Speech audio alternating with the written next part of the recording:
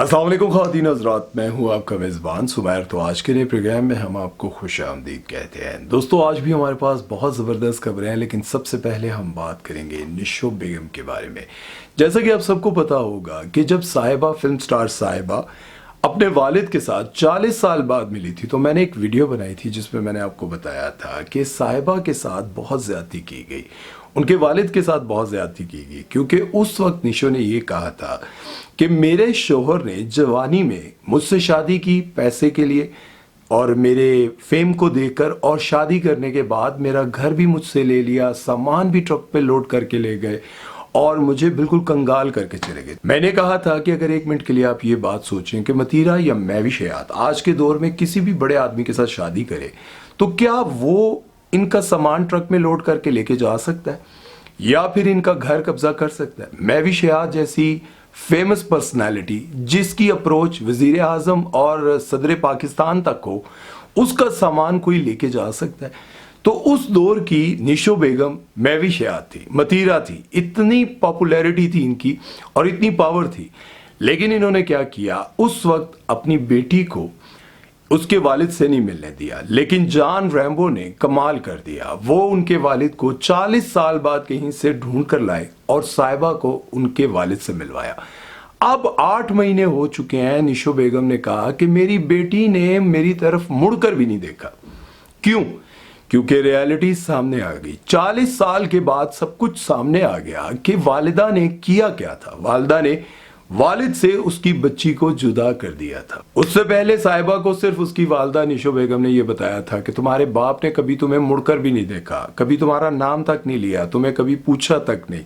लेकिन जब वालिद आया तो तब पता चला कि बहुत सारी धमकियां मिलती थीं, जब भी मिलने आता था मिलने नहीं दिया जाता था, बहुत सारी चीज़ें 40 साल के बाद जब पता चली तो साहिबा ने अपनी वालिदा से मिलने से इनकार कर दिया। और आज वो 8 महीने के बाद ये कह रही हैं कि मेरे से मेरा घर, मेरी जायदाद, सब कुछ मेरे शोहर ने ले लिया था।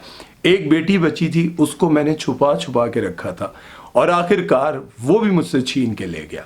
अब आप सोच सकते हैं, अगर आप माँ बाप हैं और आप समझ सकते हैं कि आप वाकई ऐसा हो सकता है। कैसे 40 साल के बाद जब साहिबा अपने वालिद से मिली होंगी और सारी हकीकत जानी होगी, तो फिर उनके दिल में अपनी वालिदा के लिए क्या कुछ रहा होगा। आपके ऊपर वो सारे ब्लेम, वो सारी बातें जो आपने छुपा कर रखी होती हैं, वो एक ना एक दिन सब कुछ सामने आ जाता है। और ये अल्लाह का कानून है, कभी ऐसी चीजें छुप के नहीं रहती। बहरहाल, इस बारे में आप लोग अपनी क्या राय देंगे कमेंट सेक्शन में जरूर बताइएगा। चलते हैं नेक्स्ट खबर की तरफ। वो बात करते हैं एक ऐसे ड्रामे के बारे में जिसे जब शूट किया गया, बनाया गया, तो उन्होंने सोचा भी नहीं था कि ये ड्रामा इतना हिट हो जाएगा।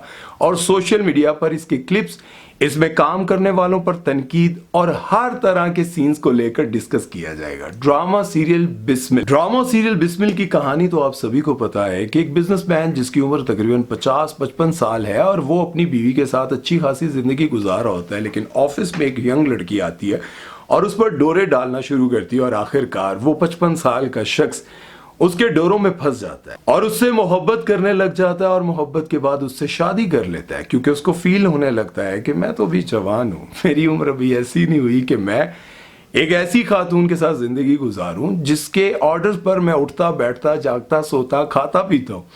अब मुझे एक नौजवान खूबसूरत लड़की मिल गई। वो नौजवान खूबसूरत लड़की है हरीम फारूक, जिनकी बॉडी शेविंग बहुत ज्यादा की जा रही है, उनकी बॉडी को लेकर बहुत ज्यादा तनकीद की जा रही है और तनकीद बनती भी है। किस तरह से, मैं आपको बताता हूँ। सबसे पहले तो आपने ये दिखाया कि एक नौजवान लड़की है जो अभी अभी पढ़ाई से फारिग हुई है और उसने आकर शादी कर ली है। ये समझ में आता है, ठीक है। लेकिन एक नौजवान लड़की इतनी हेल्दी, ऐसी एज, और उसके साथ साथ इस एज के साथ हीरोइन, तनकीद बनती है। वैसे नॉर्मल लाइफ में तो इस तरह की शेप और इस तरह की बॉडी को लोग बहुत ज्यादा पसंद करते हैं, टू बी ऑनेस्ट। लेकिन ड्रामों में चूंकि इसलिए पसंद नहीं किया जाता कि बाकी एक्ट्रेसेस जितनी भी हैं वो स्मार्ट आती हैं, और जब इनकी बॉडी शेविंग हो रही थी, इन पर तनकीद हो रही थी, इन पर बात की जा रही थी, इनकी बॉडी के हवाले से बहुत सारी घटिया बातें भी की जा रही थी, तो इन्होंने ये कहा कि ऐसी नेचुरल बॉडी पाकिस्तान में नहीं होती। क्यों लोगों को शर्म नहीं आती इस तरह की बातें करते हुए? क्यों इस तरह की घटिया बातें करी? हरीम फारूक को बहुत ज्यादा गुस्सा आ रहा था कि मेरी बॉडी को लेकर क्यों तनकीद की जा रही है। देखिए, हरीम फारूक को ये बात समझनी चाहिए कि जिस फील्ड में आप हैं और जिस तरह का आपका कैरेक्टर था कि आप अभी अभी पढ़ लिख कर फारिग हुई हैं, मतलब यूनिवर्सिटी से आप फारिग हुई हैं, तो आपकी जिस तरह की बॉडी आप लगती नहीं थी।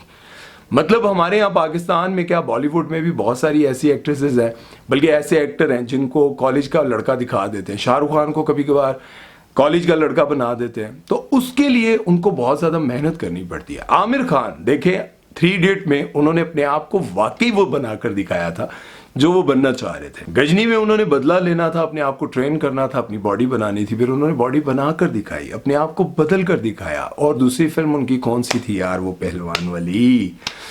कमेंट सेक्शन में लिखिएगा यार, वो कौन सी फिल्म थी जिसमें अपनी बच्चियों को वो कहते हैं शाबाश, वो फिल्म। उसमें देखें उन्होंने अपने आप को चंद सेकंड के सीन के लिए बिल्कुल स्लिम किया और पूरी फिल्म के लिए अपने आप को मोटा किया, पहलवान बनाया। इसी तरह से हरीम फारूक को जब पता था कि उन्होंने इस ड्रामे में काम करना है, तो फिर उनको अपनी बॉडी स्लिम करनी चाहिए थी। बहरहाल अब ये तो आप लोग ही बता सकते हैं हरीम फारूक किस तरह से ज्यादा अच्छी लगती हैं या फिर स्लिम होकर ज्यादा अच्छी लगेंगी। जैसा कि आप सभी को पता है कि इश्क मुर्शिद की हीरोइन स्मार्ट हुई है इसलिए कि लोग उनको बहुत ज्यादा तनकीद का निशाना बना रहे थे, कह रहे थे कि ऐसी मोटी हीरोइन, लड़का स्मार्ट और हीरोइन।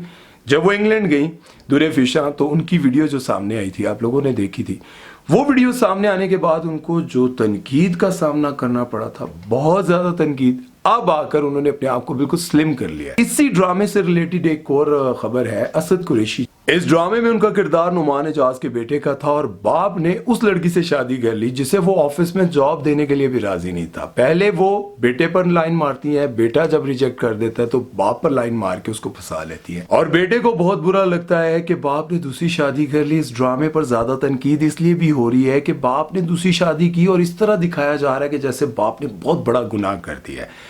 ये गलत था कि शादी किससे की है, एक लालची लड़की से किया है, एक साजिशी लड़की से किया है, लेकिन ये गुनाह क्यों दिखाया जाता है हर ड्रामे में कि बाप ने दूसरी शादी कर ली है तो उसको गुनाह दिखाया जा रहा है कि बाप ने बहुत बड़ा गुनाह कर दिया है, भाई इसकी तो सजा मिलनी चाहिए। लेकिन बहरहाल ये एक अलग टॉपिक है। वो कहते हैं कि इस ड्रामे की रिकॉर्डिंग के लिए मैंने 9 महीने लगाए, लेकिन ये किरदार असल में टीवी पर तो खत्म हो गया क्योंकि उसकी डेथ हो जाती है। बाप को अफसोस होता है कि मैंने अपने बेटे की शादी में शिरकत नहीं की, तो उन लोगों ने इसको लावारिस समझकर अपनी बेटी देने से इनकार कर दी। साद कुरैशी कहते हैं कि ड्रामे में मेरा किरदार तो खत्म हो गया, लेकिन ये किरदार सारी जिंदगी मेरे साथ रहेगा। अपनों का ख्याल रखें, उनको ज़हनी इतनी ज्यादा अजियत ना दें कि वो खुदकुशी करने पर मजबूर हो जाए।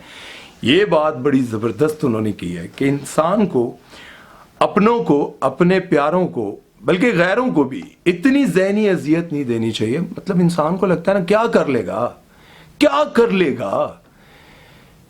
सोचें कि अगर आपके किसी किरदार की वजह से, आपकी किसी हरकत की वजह से वो खुदकुशी कर ले, फिर आपको लगेगा कि क्या कर लेगा। इसलिए देखें, मौलाना तारिक जमील साहब एक बात कहते होते हैं, वो कहते हैं कि बच्चों ने शादी करनी होती है, अपने हुक्म बच्चों पर मुसल्लत ना करें, उनकी मर्जी के बगैर उनकी शादियां ना करें। और दूसरा, ये जो गुनाह दिखाया जा रहा है ना कि दूसरी शादी गुनाह है, ये यार ड्रामों में नहीं दिखाना चाहिए, ये इस तरह की चीजें नहीं करनी चाहिए।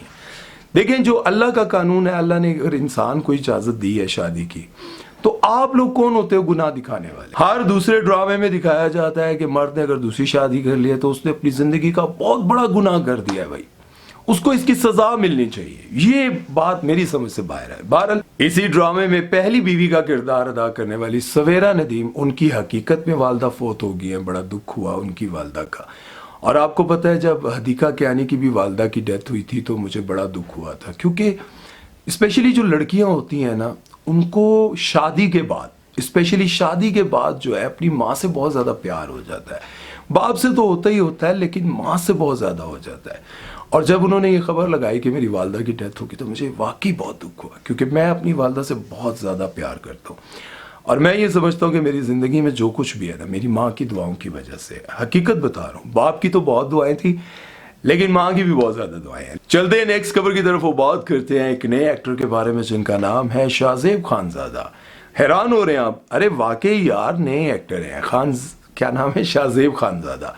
इनको आपने जियो पर एक प्रोग्राम करते हुए देखा होगा, जो प्रोग्राम पहले कामरान खान करते थे। कामरान खान ने जब जियो का ये प्रोग्राम छोड़ा तो उसके बाद शाहजेब खानजादा ने उस प्रोग्राम को करना शुरू किया और तब से लेकर अब तक वो जियो से मुंसलिक हैं। लेकिन अब वो आने वाले एक नए ड्रामे में, और ऐसे बड़े ड्रामे में जिसमें होंगे फैसल कुरैशी, सबा कमर। डायरेक्टर हैं वजाहत हुसैन, जिन्होंने ड्रामा सीरियल खई बनाया था, खुदा और मोहब्बत, मन्नत मुराद, ये सारे ड्रामे उन्होंने डायरेक्ट किए और भी जिंदगी में बहुत सारे किए होंगे, लेकिन ये मैंने वो बताए हैं जो बड़े टॉप के ड्रामे थे। खई, खुदा और मोहब्बत, ये बड़े कमाल के ड्रामे हैं। शाहजेब खानजादा को उन्होंने कास्ट किया और शाहजेब खानजादा कैसे लगेंगे, डायलॉग बोलते हुए कैसे लगेंगे।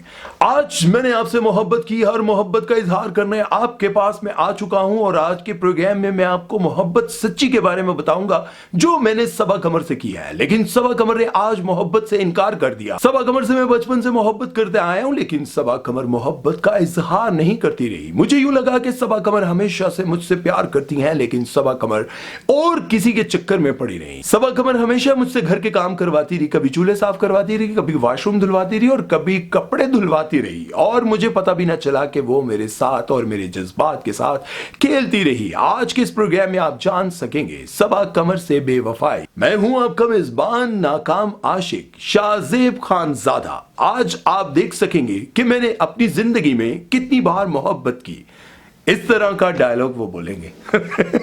मुझे लगता है कि कुछ ऐसे ही होने वाला है। कैसी वो एक्टिंग करेंगे। वैसे उन्होंने बॉडी शॉडी बड़ी बनाई हुई है, सिक्स पैक शैक्स भी बनाए हुए हैं, क्योंकि उनकी अक्सर कोई ना कोई वो वाली वीडियोस तो नहीं, लेकिन तस्वीरें लीक होती रहती हैं जिसमें वो दिखाते हैं कि मैंने अपने आप को बहुत फिट रखा हुआ है।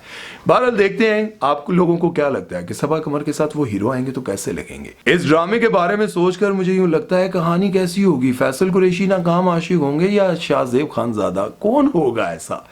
अब जाहिर है उनको कोई सपोर्टिंग रोल तो दिया नहीं होगा, रोल उनको बड़ा ही दिया होगा, और होगा भी कीमे या फिर आलू वाला तो नहीं है। बहरहाल देखते हैं शाहजेब खानजादा इस ड्रामे में कैसे लगेंगे और कैसी एक्टिंग करेंगे। आप लोगों को क्या लगता है। वैसे मुझे यूं लगता है कि यार जिस तरह से बहुत सारे लोग इस बात पर तनकीद करते हैं ना कि ये हमारे बड़े बड़े एक्टर्स यूट्यूब पर आ गए, टिकटॉक पर आ गए, इनको नहीं आना चाहिए था। उसकी वजह यह है कि जिस तरह से टिकटॉकर एक्टिंग के लिए नहीं जा रहे, यूट्यूबर टीवी पे नहीं जाते, इसी तरह से उनको भी जो है यूट्यूब पे नहीं आना चाहिए था। अगर वो यूट्यूब पर आ जाएंगे तो बाकी लोग क्या करेंगे।